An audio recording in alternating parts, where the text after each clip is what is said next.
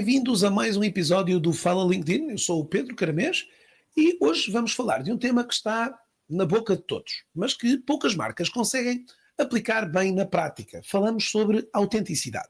Para isso, tenho comigo uma convidada, a Sílvia Bozo, que é Marketing Manager do Imovirtual. Depois tenho que perguntar. Uma profissional que tem liderado aqui esta, digamos assim, uma transformação clara na forma como a marca comunica, se aproxima das pessoas e constrói essa mesma confiança no digital. Vamos falar de marketing com verdade, de escolhas estratégicas, erros, aprendizagens e, se calhar, até do papel que o LinkedIn pode ter na construção desta reputação. Sílvia, é um gosto enorme ter-te aqui no meu divã digital. Bem-vinda aqui ao Fala LinkedIn. Muito obrigada, Pedro. Eu que agradeço o convite. Sempre importante estar a falar sobre o tema, que não é só aqui um monólogo, é mesmo uma conversa, e acho que pode sair muita coisa interessante. E é um tema que está super em moda, como o Pedro disse bem, então faz total sentido. Olha, é ótimo, até porque para quem nos ouve aqui, para quem me escuta aqui no Fala LinkedIn, acaba por normalmente ter-me em voz, em modo solitário, em modo única voz. Portanto, hoje ter-te aqui neste mesmo espaço é naturalmente uma enorme satisfação para que as pessoas também possam ir ouvindo. E, aqui a minha comunidade, que hoje está também em vários pontos, Portugal, Brasil, acaba também por ter aqui alguma representatividade por terras de Angola e Moçambique, portanto acabas por levar aqui mais algumas informações. Queria também relembrar a todos que, se quiserem depois conhecer um bocadinho melhor do percurso da Sílvia, podem clicar no link que vou deixar nas notas deste podcast e onde vocês podem ver, entre outras coisas, o perfil do LinkedIn da Sílvia, como vocês imaginariam, e também as páginas do Imovirtual, quer no LinkedIn, quer a sua página principal. Sílvia, então, voltando aqui para as nossas conversas de hoje, como estávamos a dizer, o tema da autenticidade é um tema que tem aqui quase uma espécie de trending topic, não é? Portanto, um tema aqui muito... O que é que significa, no teu caso, a tua visão, de certa maneira, daquilo que significa, na realidade, uma marca aqui ser autêntica? Então, para mim, autenticidade, eu não vou muito além do óbvio, mas é simples e direto. Eu acho que uma marca ser autêntica é ser de fato o que ela é. Ou seja, eu acho que vamos falar um pouquinho sobre isso provavelmente, mas acho que tem muitas marcas que às vezes querem forçar, né? Eu não digo só marcas aqui, pessoas também, mas as Sim. marcas são feitas de pessoas, querem forçar um posicionamento ou forçar um tipo de mensagem, quando de fato a própria cultura interna da empresa ou da marca não é aquilo. Então, eu acho que esse é um dos principais riscos. Se estamos a usar a palavra autenticidade aqui, de fato, tem que ser o que acredita, né? O que as pessoas acreditam, e não forçar uma venda de um produto, uma mensagem, só porque eles acham que o público vai aceitar de melhor forma, então eu vou fazer aqui um teatro, vamos dizer assim, para passar alguma mensagem. Eu acho que é um dos principais erros. E a autenticidade está nisso. Eu acho que está, de fato, representarmos o que nós acreditamos enquanto pessoas, enquanto cultura da marca também, que é bem importante. Cultura do grupo, Olha, da... dentro desta linha que falaste, pronto, o Imovirtual acabou por passar por uma mudança relevante em termos de posicionamento. O que é que te sentiste que foi nesse momento de mudança e transformação? O que é que tu achaste que foi, aqui no vosso caso, o que é que achaste? Ou, neste caso, o que é que foi o vosso primeiro passo para tornarem esta marca, então, mais próxima, mais humana, mais próxima das pessoas? O que é que achaste que foi assim dos primeiros momentos importantes quando quiseram fazer essa tomada de transformação? Pronto. O Imovirtual, para quem não sabe, já está presente no mercado imobiliário português há 14 anos. Ou seja, tivemos que nos adaptar, né? O mercado imobiliário é um mercado em constante mudança, toda a gente sabe. E tivemos que nos adaptar ao longo desses anos todos. Eu acho que isso também faz parte dessa nossa trajetória. Mas eu acho que seria o principal ponto de mudança foi o novo produto. Então, nós, como eu falei, nós estávamos desde 2011 no mercado português, e em 2024, ano passado, um pouquinho antes do primeiro semestre, em maio, nós fizemos um novo produto pela primeira vez na história do Imovirtual. Ou seja, mantivemos, obviamente, o nosso nome, que é muito forte, e a nossa marca e o nosso propósito, que é ajudar as pessoas a encontrar casa e a vender também, né? Temos os dois lados, dos anunciantes, mas também para quem está à procura de casa. Mas principalmente inovamos no produto. Nós quisemos mostrar um produto que seja muito mais coerente, muito mais próximo e também muito mais relevante para quem está à procura de casa. Então, eu acho que foi um pouco consequência desse processo como um todo.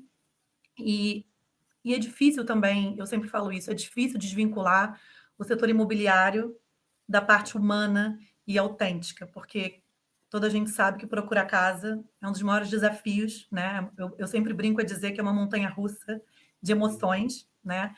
E das Vai, grandes, não é? E das grandes. e das grandes, e são poucas vezes, né? A maioria das pessoas fazem isso poucas vezes na vida.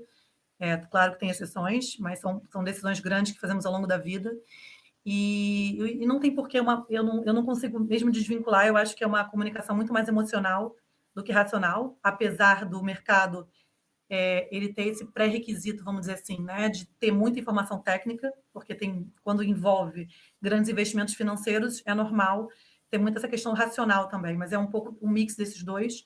E eu acho que o Virtual, eu diria que desde o lançamento do produto, nós não mudamos quem somos, isso é muito importante. Eu acho que o Virtual e a cultura, para quem não sabe também, o Virtual faz parte do grupo OLX, com várias marcas conhecidas, não só em Portugal, mas no mundo, na Europa, no Brasil e em outros países também, em outros continentes e regiões também. Mas eu diria que isso também faz parte da nossa cultura. Nós sempre fomos uma marca próxima, descomplicada, e eu acho que o Virtual, o que estava a faltar ali era mais amarrar, vamos dizer assim, e refazer o posicionamento para que fique mais claro. Mas nós não mudamos quem somos, isso é muito importante. Eu acho que isso Era isso também. que eu te ia perguntar, ou seja, nesse contexto, ia-te lançar de facto a questão dos desafios internos, dos maiores desafios, mas, Sim, quer dizer, havendo aqui essa, digamos assim, já ir buscar à matriz da própria organização, se calhar os desafios internos não foram assim tão grandes para esta comunicação mais transparente que vocês quiseram construir, não é? exato. Eu acho que nós sempre fomos, né? Como eu falei, nós sempre fomos transparentes, só que nós não afirmávamos isso. Eu acho que era algo que nós sabíamos, tínhamos confiança, o produto se baseava um pouco nisso também, e toda a comunicação, mas não afirmávamos claramente. Eu acho que por isso também é importante um trabalho aqui prévio de estratégia, posicionamento, antes de levar essa mensagem ao público. É isso que nós queremos comunicar, somos isso, quais são nossas fraquezas, nossas forças, né? Eu acho que, obviamente, Portanto, toda mas nesse marca. sentido, como eu estava a dizer, portanto, não sentiste que houvesse desafios internos para ultrapassar, não é? Não, Muitas das assim, vezes há, não é? Sei lá, é, as pessoas que estão algo inseguras com esse reposicionamento, pelas razões diversas, até culturais, mas no vosso caso foi quase internamente, sim, foi alinhar aquilo que orgânico, já. né? Sim. Então foi muito sutil mesmo, diria assim, e orgânico, mas é claro que desafios sempre tem, né? Desafios em relação também à mensagem que nós vamos passar afinal para quem está à procura de casa. O Pedro Era sabe isso que que eu te ia perguntar, era isso que eu te ia perguntar. Tens assim algum exemplo que esta autenticidade, pronto, que isto que estavas a falar, tenha efetivamente até gerado resultados, quer dizer, algum exemplo que possa ser interessante e que depois também posso partilhá-lo, se houver um link para isso, também depois posso colocá-lo sim. nas notas. Sim, eu acho que o maior desafio é o tipo de mensagem. Pronto, como eu falei, nós temos dois grandes públicos, que são os anunciantes, que são os profissionais do setor imobiliário, alguns particulares também. Apesar dos particulares, nós trabalharmos mais o LX do que o Imo Virtual, ou seja, o Imo Virtual tem anúncio de particulares, pessoas que querem vender a própria casa, mas não é o nosso foco. O nosso Uhum. foco está nos profissionais do setor, o que também depois podemos falar mais à frente sobre essa questão de confiança, que é uma coisa muito relacionada à outra. O IMO virtual tem mais esse lado profissional.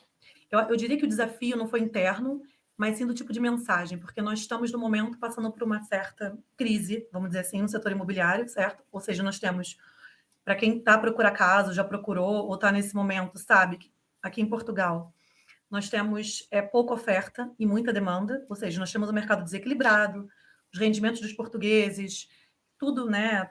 Toda a gente que tá aqui está a saber, eu não preciso aqui entrar em detalhes dessas questões todas, como está difícil hoje encontrar habitação, e até que ponto que nós conseguimos passar essa mensagem de forma autêntica, que nós sabemos, e é o que nós fazemos, nós assumimos que é difícil procurar casa, sim, mas ao mesmo tempo a marca tem que oferecer uma solução. Talvez não uma solução ideal, porque tem coisas que estão fora do nosso controle enquanto marca, não somos nós que dizemos os preços das casas, mas ao mesmo tempo, dentro desse cenário, como é que a marca pode facilitar a vida das pessoas?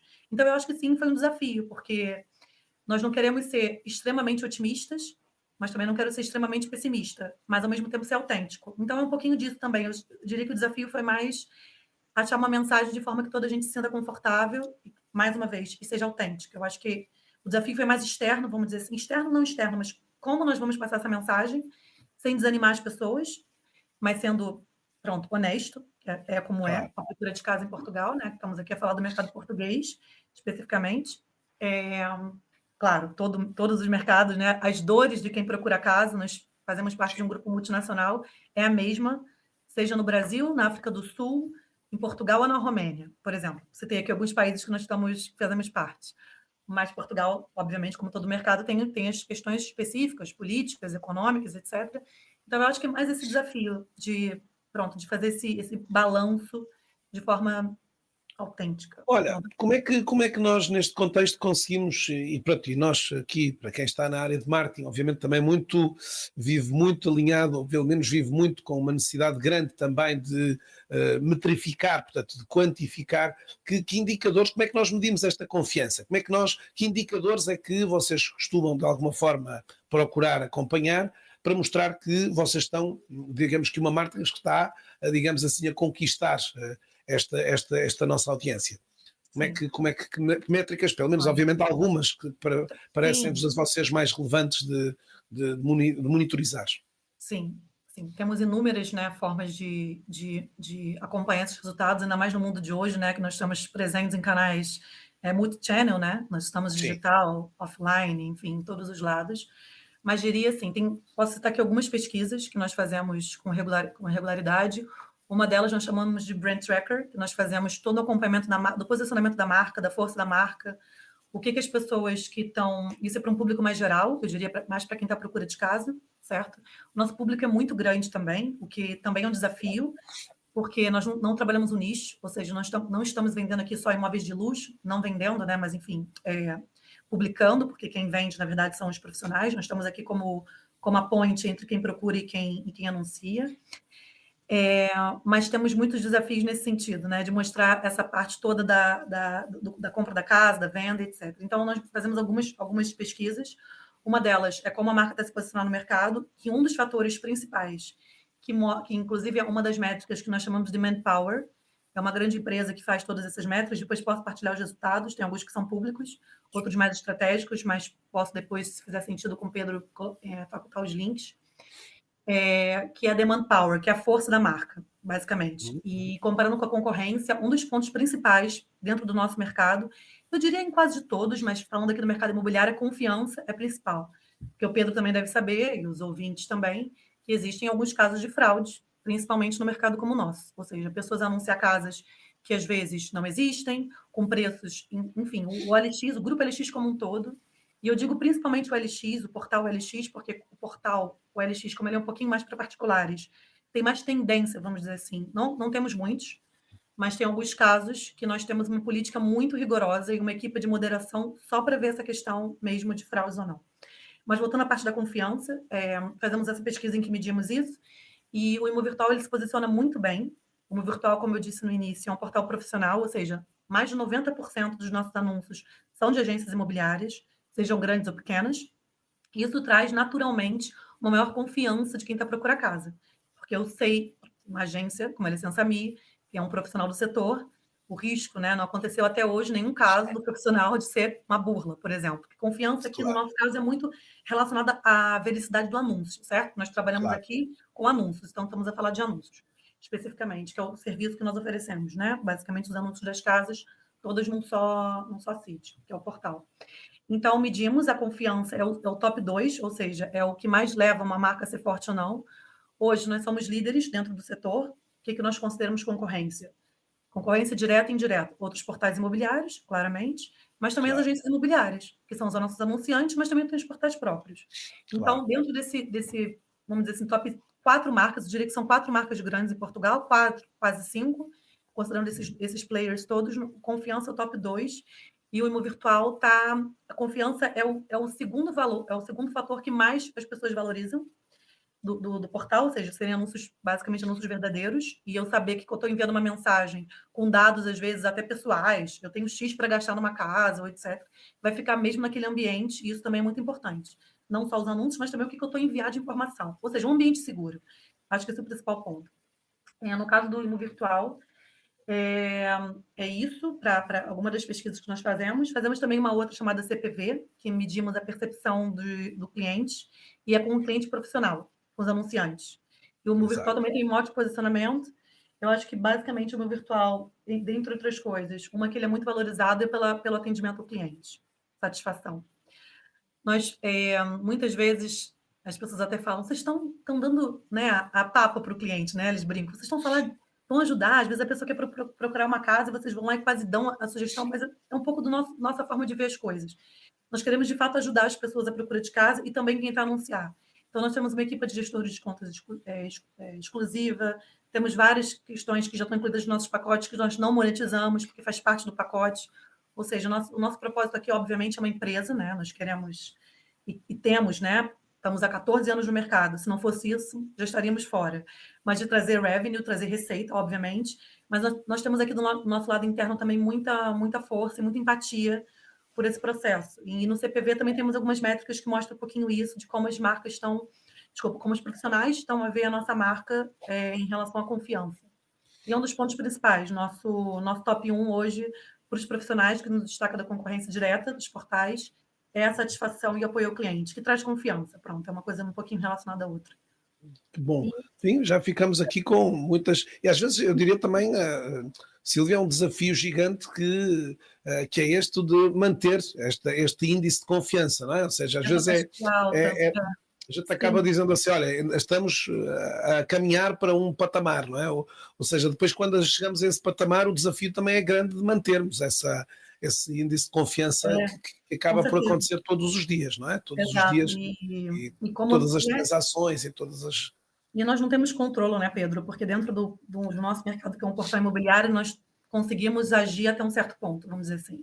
Nós não conseguimos controlar o preço das casas, então as pessoas, alguns casos, não acho que isso seja a maioria, mas as pessoas que estão à procura de casa, às vezes, meu Deus, as casas estão preço, estão mesmo, e nós assumimos isso. Sim, mas assim, tem coisas... Mas vocês não têm essa responsabilidade, não é? Então, a partir do momento, o marketplace ele tem muito dessa... Porque quando você vende um produto, tem controle de toda a produção, investimento, publicidade, ponto de venda. Não é o nosso caso. No nosso caso, nós somos... Né, todas as marcas do grupo, do LX, são marketplace. Ou seja, nós estamos aqui para facilitar a troca, né, a conexão, mas não somos responsáveis pelo preço final. Então, assim, é difícil, é um desafio, mas acho que tem corrido bem definir essa linha. E a experiência do cliente é uma experiência a dois níveis, não é? Primeiro com vocês e depois a experiência que ele tem com digamos, no fecho da venda ou da compra. Porque esse é o primeiro processo, eu diria, né? A primeira etapa é aqui, mas como o Pedro também sabe bem, para comprar uma casa ou até arrendar, tem vários intervenientes. É a banca, são os profissionais, o próprio proprietário da casa que você está querendo comprar ou arrendar também faz muito parte desse processo. E o portal está aqui nesse processo de procura, mas a partir do momento que nós entregamos uma mensagem, vamos dizer assim, uma lead, né? O trabalho é todo que vem depois. Nós continuamos a auxiliar isso, mas o nosso papel ele faz parte de uma etapa do processo. Exato. E eu queria citar também só 2 prêmios que eu acho que eu esqueci de citar antes, que eu acho que são muito importantes para medir confiança, pelo menos ao meu ver, que são muito reconhecidos em Portugal, que é o Escolha do Consumidor e o 5 estrelas. Nós somos há 11 anos consecutivos e só concorremos entre os portais, não concorremos com as agências imobiliárias. A nossa categoria é mesmo portal imobiliário em Portugal e somos vencedores na categoria, já há 11 anos. Então, em breve aí já temos o resultado para o próximo ano também, que eu já sei, mas ainda não posso dizer que tem o prazo para poder comunicar. Mas isso também é difícil para o marketing, vamos dizer assim, porque já fica... mas o próximo ano vamos ganhar, mas temos que fazer por onde, né? Para conseguir continuar a ganhar esse selo. Então, acho que também não deixa de ser uma prova da confiança, né? Diria, claro, das pessoas. Olha, Silvia, dentro deste aspecto todo, hoje que já falamos aqui dentro do vosso portal, naturalmente que existem hoje também outros canais exatamente para passar um pouco desta confiança às pessoas. Falamos especificamente do admirável mundo das redes sociais. Até que ponto, e como tu sabes, aqui dentro de um podcast hoje muito relacionado com o mundo do LinkedIn, até que ponto o LinkedIn e outras redes têm sido também um espaço importante para reforçar esta reputação da Imóvel Virtual?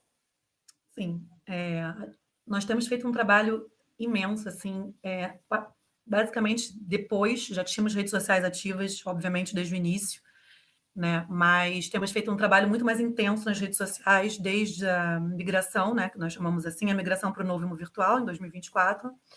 usamos basicamente as plataformas mais conhecidas, YouTube, estamos no Meta, Instagram, Facebook, TikTok, estamos a começar agora também, e entra aqui o LinkedIn como um fator muito importante, que eu acho que algumas marcas podem não ver o potencial do LinkedIn, né? O Pedro é especialista no LinkedIn, estou falando aqui com os maiores Sim, eu sou especialistas de suspeito, né? Portugal. Eu sou suspeito, É né? suspeito, mas o LinkedIn eu acho que tem um potencial enorme a ser ainda explorado, e eu coloco aqui o Imo Virtual, sendo bem honesta, que ainda não está explorando esse potencial todo do LinkedIn. Mas falando um pouco da Meta e TikTok, é o que, as pessoas, eu acho que é onde está o grande público, né, vamos dizer assim. Certo. Temos feito um trabalho muito grande com influenciadores, não só gerando nosso conteúdo próprio, obviamente. Mudamos a nossa marca, né? Eu acho que isso foi muito positivo também para o Imo Virtual, porque não foi só uma mudança de produto, foi uma mudança de marca. Nós mudamos todo o nosso brand book, que hoje em dia está muito mais divertido, vamos dizer assim, principalmente para a equipe de marketing, né? Temos muitas cores, o logo é muito mais jovem, que é um dos nossos objetivos também, rejuvenescer um pouco a marca. E eu acho que as redes sociais trazem um pouco disso, né? Temos aí gerações Z já começar a procurar casa, ou pelo menos a partilhar a casa, né?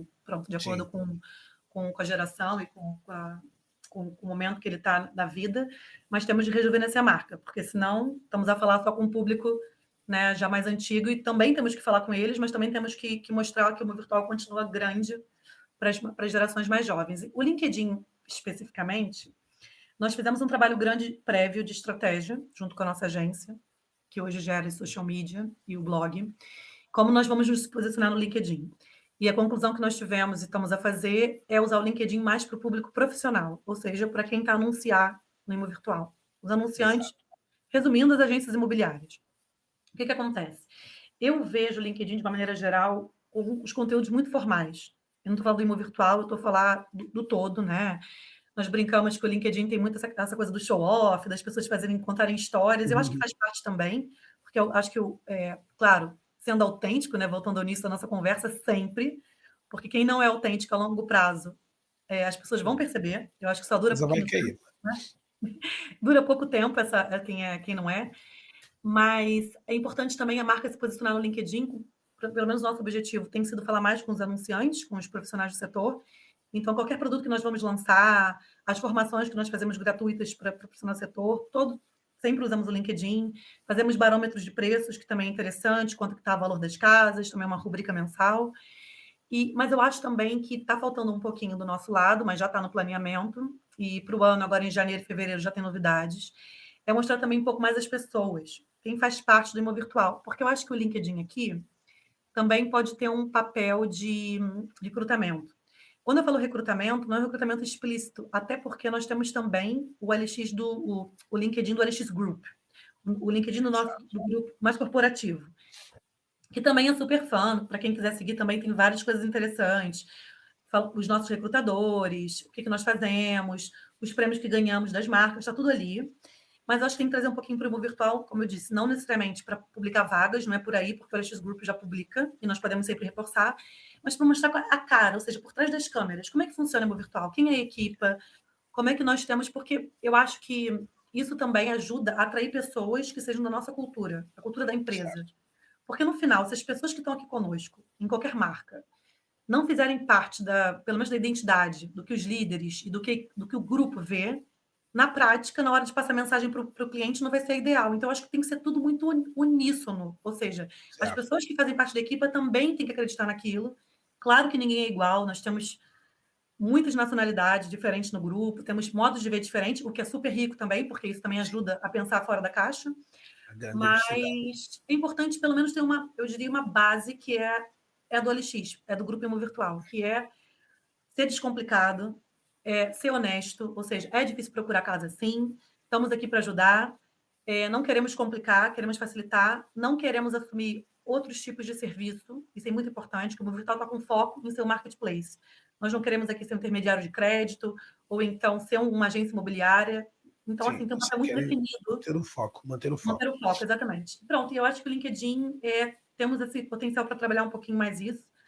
Eu tenho visto lido, né? Não sou especialista no LinkedIn, mas sei que tem muitas mudanças nos algoritmos, né? Você falou muito nisso nesse ano de 2025. Sim. E essa parte final do ano também, não é? Mas isso, eu diria que, Sempre, bom, né? essas dores, eu diria que essas dores também já vem posteriormente ao processo que estavas a dizer, Sílvia, deste alinhamento estratégico sobre o que vamos publicar, e, pronto, e aí, obviamente, essa adaptação E aprender, né, Pedro? surgirá, não é? Claro, e aprender Aprender até e que voltar a tua atrás. comunidade, é isso, a tua comunidade tem características próprias, então hoje é também esse estudo de percepção do que é que aquelas pessoas hoje apreciam, o que é que elas valorizam É isso. também, né? E vamos fazer teste.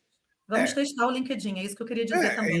é Porque eu isso, não não é? sei, sinceramente, o marketing também é teste, nós temos que ser audaciosos, claro, testes com limites, né? Não é um teste que vai ser Claro. completamente da nossa forma de pensar, mas nós vamos fazer alguns testes interessantes no LinkedIn para o ano e vou conversar com o Pedro, com certeza, para saber, fazer uma consultoria, porque eu acho que Vai tem muita... fazer essa. E testar, deu certo, não deu, como é que foi a Claro, percepção do público, porque, é isso, é voltando, o isso. LinkedIn não é porque é uma rede profissional que ela tem que ser chata, monótona, pelo contrário, eu acho que tem Não, milhares aliás, de eles formatos, né? têm, é isso, eles têm, no fundo, esse ano, eles foram tentando exatamente valorizar um pouco daquilo que são os conteúdos que mais aportam valor às pessoas, claro, com todos os desafios que é Claro. hoje criar um algoritmo que consiga se separar e diferenciar um conteúdo bom, rico, educativo, instrutivo, informativo, de um conteúdo que Daqueles não que é só tem. para viralizar, né? Vamos dizer assim, Não daqueles mais... acrescenta, não é? Exatamente. E aí, dentro dos fenómenos que aconteceram este ano e o ano passado, de muitas dinâmicas de hackear o algoritmo, não é? Que eles estão a tentar, no fundo, reduzir o mais possível. Olha, há pouco falaste dos influenciadores. E dentro destes influenciadores até falamos um pouco já, e acabaste por falar de dois tipos, não é? O influenciador interno, não é? O colaborador também, como alguém que hoje também Sim. comunica e também tem aqui um papel importante, e o outro externo. O que é que de alguma forma, e dentro dessa experiência, o que é que de alguma forma hoje distingues entre uma parceria com impacto de uma ação promocional que hoje aqui você já tem alguma experiência nesse caminho, algumas pessoas que Sim. eu bem conheço, que têm estado envolvidas com vocês e que de alguma forma também vão se associando também à Emo Virtual. Sim, eu diria, assim, voltando um pouco atrás, eu diria que a publicidade, né, é uma tendência natural agora das marcas, eu acho que estamos no caminho para isso, e certo, pelo menos as marcas deveriam ir esse caminho.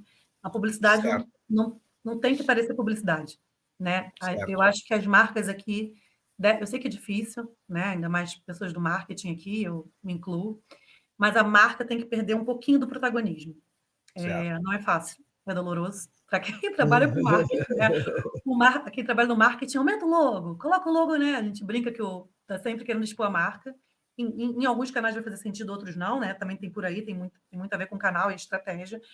Mas diria que campanha dos influenciadores, eu acho que o principal virada de chave aqui, o principal ganho, seria dar liberdade aos criadores.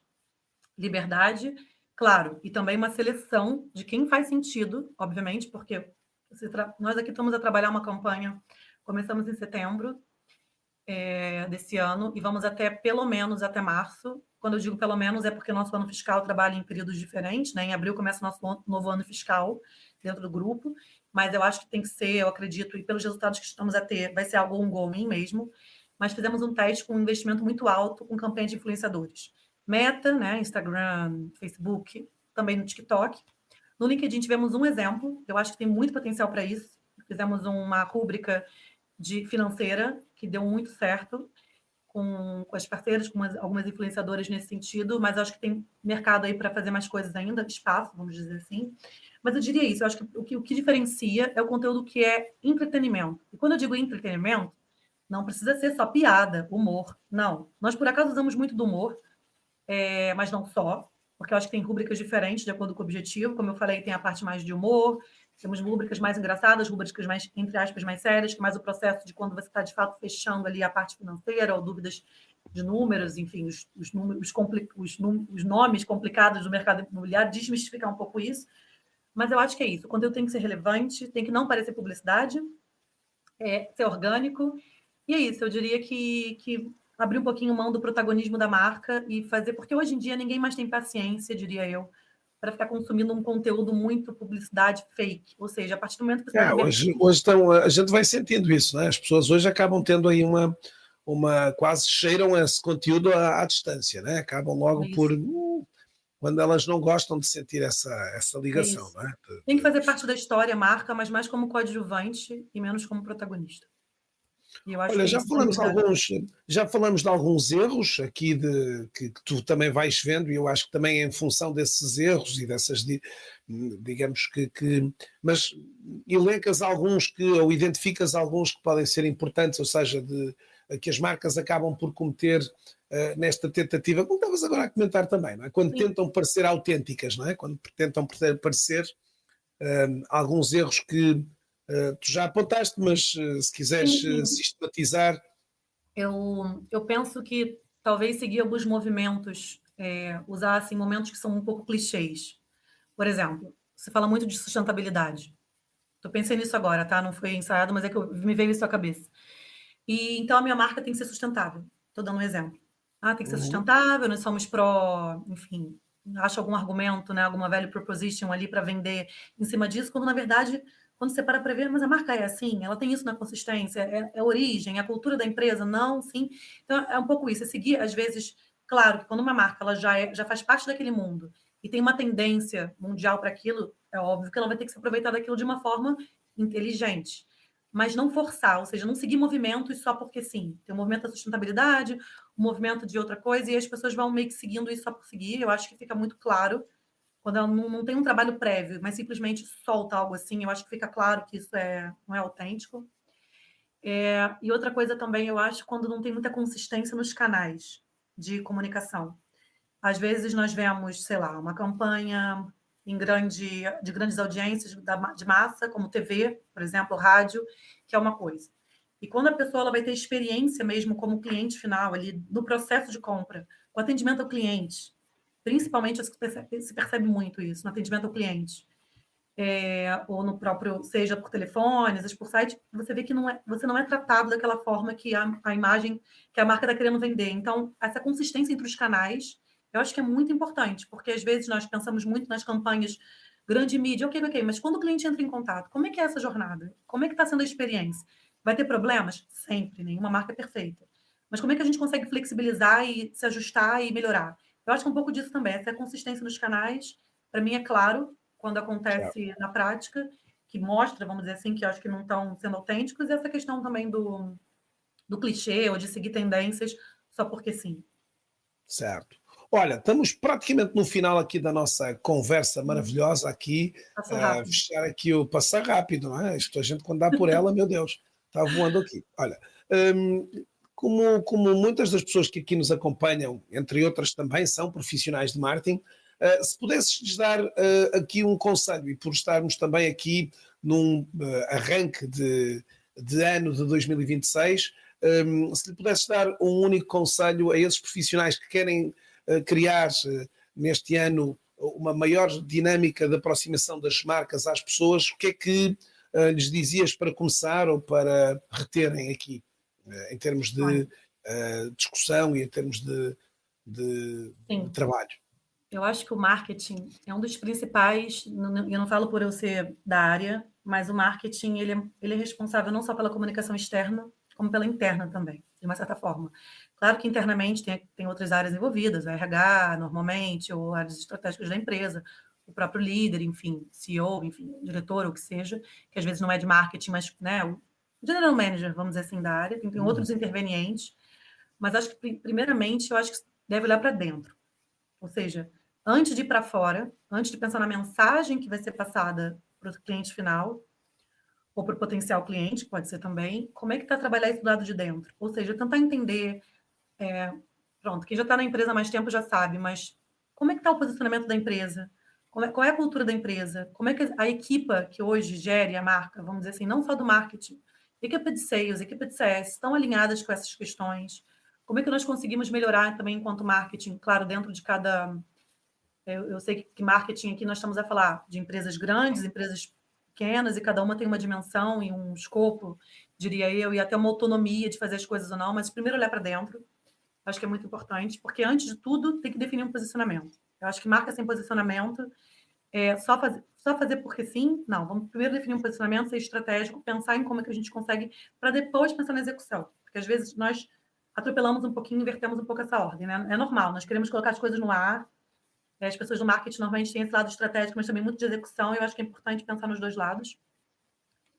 Outra dica que eu daria, que eu acho que é muito importante, ninguém trabalha sozinho no marketing, mesmo em empresas que tenham equipas grandes, eu acho que nós temos que ter muito cuidado na seleção dos nossos parceiros e fornecedores e agências que estamos a trabalhar, porque não é porque é maior ou porque, enfim, ou porque ganhou um prêmio, estou dando exemplos aqui, que eu vou contratar. Eu acho que tem que fazer como se fosse um match, é como se fosse um casamento, porque acho que sem agência, eu acho que toda a gente de marketing vai concordar comigo, o marketing não vai a lado nenhum. Normalmente, hoje em dia, é normal e é comum estabelecer essa rede de parceiros. E às vezes não é o maior, que, como eu falei, enfim, aquele que brilha os olhos quando você vai fazer um pitch. Brilha os olhos, obviamente entende o briefing, faz as perguntas inteligentes. Então é isso, eu acho que você escolheu bem os parceiros e está sempre nessa, como é que eu vou dizer, honestidade, dar feedbacks dos dois lados, tanto deles para as marcas como para as marcas. Ou seja, as marcas aqui, eu acho que elas não têm que se colocar num patamar superior, porque às vezes eu vejo isso um pouquinho também no mercado. Eu sou a marca, eu entendo e eu que vou dar a palavra final. Claro que tem coisas que a marca vai dar a palavra final, óbvio, né? Nós estamos ali a contratar, quem está a pagar o serviço, mas ter essa humildade de ouvir também das agências, olha, isso aqui funciona, isso aqui não, porque são elas as especialistas. Quando eu falo agência, são os consultores, os influenciadores, toda a gente que trabalha. Eu acho que isso é muito importante. Eu acho que, por último, acho que é ouvir o cliente, né? Eu acho que também é isso, dentro do ponto inicial, que eu falei de posicionamento, de entender como é que está a cultura da empresa, os líderes, etc. Vamos a ouvir, de fato, os clientes? Porque, às vezes, nós estamos tão inseridos naquele dia a dia, nós, enquanto pessoas do marketing, daquele produto, que nós já temos algumas... isso aqui é o que acontece? Será que é mesmo? Vamos até os clientes, vamos fazer pesquisas, e é importante também fazer pesquisas, que eu diria, no dia a dia, conversar com os nossos amigos, conhecidos e potenciais, mas também pesquisas com um grande número de pessoas, porque é isso que vai trazer também relevância, né? Às vezes, eu conversei com meu amigo e ele disse que procurar casa não sei onde é melhor. E aí fica uma percepção muito enviesada, não é? Muito enviesada completamente. Eu sei que é básico tudo isso que eu estou falando, né? Ouvir, pesquisa, olhar para dentro e também... Silvia, mas fazer o básico bem feito, em muitos casos, é muito, muito meio caminho andado. Pedi um aí único conselho e falei 4, né? Mas pronto. Mas Marketing fizeste muito bem. Difícil ser conciso. Mas eu acho que é isso. O resto é execução. Execução e, muito importante, aquele círculo de teste, de mensurar. Não deu certo, adapta. Não pode estar nada escrito na pedra. Hoje em dia não existe mais isso. Fórmulas que dão certo e vou fazer para sempre.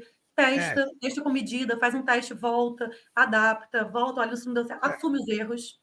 É isso, eu acho que as empresas têm que assumir isso. Hoje, quando elas pensam aqui, às vezes acreditarem que de repente estamos ali com as verdades absolutas, não é? E a gente fala isso muitas vezes, não é? Aquilo que aconteceu em 2025 não é aquilo que seguramente vai acontecer em 2026, ou mesmo durante o ano, como há pouco falávamos, as mudanças das percepções, das plataformas e tudo obriga a estarmos numa permanente adaptação. Não é? Boa. É isso. Silvia, muito, muito obrigada por esta maravilhosa conversa que tivemos aqui. Fica muito evidente aqui que estas questões de autenticidade vão muito para além das campanhas, são escolhas que fazemos aqui diariamente, feitas da forma como queremos aqui que as marcas comuniquem, escutem, se relacionem com as pessoas. Obrigado a todos que nos acompanharam aqui neste episódio do Fala LinkedIn. Na próxima semana temos naturalmente outros. Se ainda não o fez, gostava de o convidar a subscrever este podcast para que consiga acompanhar semanalmente, às quartas-feiras, a saída de sempre de um novo episódio. Se esta conversa também me trouxe alguns insights úteis, partilhe o episódio facilmente através dos vários canais.